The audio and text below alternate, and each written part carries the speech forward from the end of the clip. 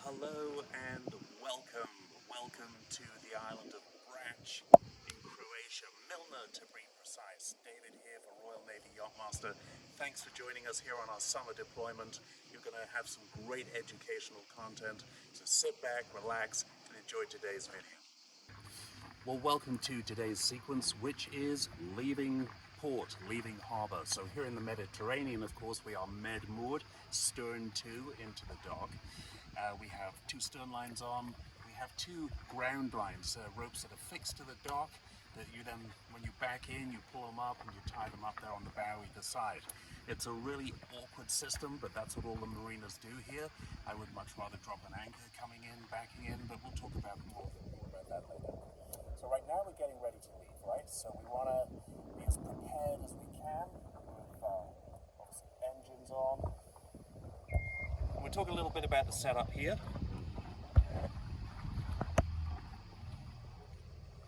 Having started up the engines, right? So one thing is steering. I've got my helm position locked centrally, okay? And it's actually locked. My coaching clients know this. When we're maneuvering in and out of either the dock or the berth, whatever it is, we're always on the throttles, okay? It's throttles only, no wheel. We have everything we need on the engines. Speaking of the engines, now that they're started up, let's just check we have gears. Yep, we got a forward. Yes, reverse. Yes, forward. Yes, reverse. Okay. Navigation is all set up. And the other thing that I want to mention is I took a look out into where I'm going, right? Obviously it's dead quiet today, there aren't even any other boats around, but we tend to get very focused on the departure and the ropes and the engines and the maneuvering, and what you don't ever want to do is pull forward and then be like, gosh, which way am I turning? Am I turning right? Am I turning left, right? I mean, it's a little intuitive. I came in yesterday, so I know it's that way, but if you're in a busier place, you want to check that just around the corner there isn't a cruise ship coming in or something like that, because it can be stressful departing, and so your focus is back there, but you also want to just think forward to where am I going when I actually got out. Alright, so let's go and talk about the ropes. So part of our preparations, of course, is minimizing distractions and last minute, I forgot stuff, okay? So a few of those check off lists, it's not exhaustive by any means, but good thing to remember is to pull the dinghy up if you had it in the water, disconnect your electricity, disconnect your hose, bring those all on board, and then the last thing that I have to do is bring in the passerelle or the gangway, the passerelle as we say in the Mediterranean, so we'll do that now. So now let's talk about our line management, okay? Our stern lines, they're on slip like this, okay? The wind direction is from my left to right, so your right to left, it's in this direction, it's blowing this way. So on the leeward side, on the starboard side of the boat, I've already dropped that stern line off, okay? It wasn't doing anything anyway, and you'll see this on your boat, whether you're in the marina in California or Miami or wherever you are, based on the wind direction, you'll find that probably only one rope on your boat is actually active, and all the others are hanging slack, and so you can just drop them off. Look around your boat, drop them off, you don't need them, and then you'll be left with the last rope to go, which in this case will probably be this one. So the next line to go is the starboard side ground line, bow line.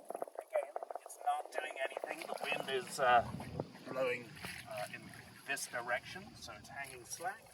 We're going to let it go, make sure it actually clears the boat and isn't hooked over the bow, so that's all good. So the next phase is I'm going to engage the port engine in idle forward gear. That will put a tiny little bit of a pull on that stern line, which is going to be the last one I release. And the idea is that with the crosswind blowing this way, when I drop off the bow line, because again it's only me, it will give me time to go down and let go of the stern line and then get back up here and actually drive the boat out without the boat slewing too much sideways. As I said, these ground lines here in the Mediterranean are a recipe for disaster. The sort of correct way to do this would be with an anchor at the front, and that way you could lay against your anchor as you let go. But this is how it's set up, so this is what we'll do. Alright, so now it's go time. I'm going to let go of the bow line, go down to the stern, and straight up onto the steering controls. So we've got the port engine in slow forward gear. I'm going to check there's no one around. This boat's just coming up a little bit. So I'm just boat passes. As I said, it's really important. It's just me, right? I have Alison videoing, and it's all cool. One opportunity for you guys that may be helpful. So often we see the captain proudly sitting up at the steering controls while the crew are scampering around and doing their very best to be helpful and competent, but very often they're not very experienced. They're out here on holiday and they're not really sure how it's supposed to go.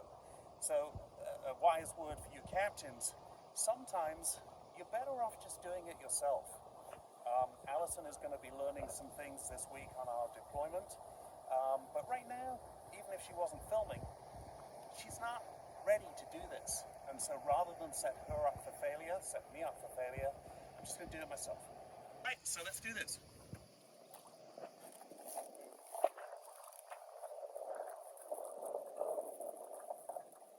Bow lines off.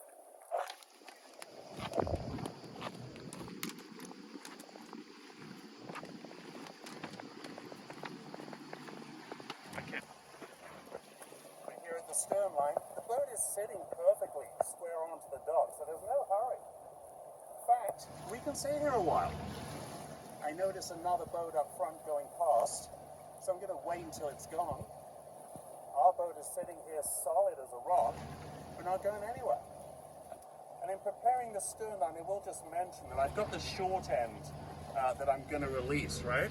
Again, another coaching point for you guys on your charter holidays. We often see people letting go with 50 feet of rope that now has to pull through the dock as the boat is heading out at 4 knots.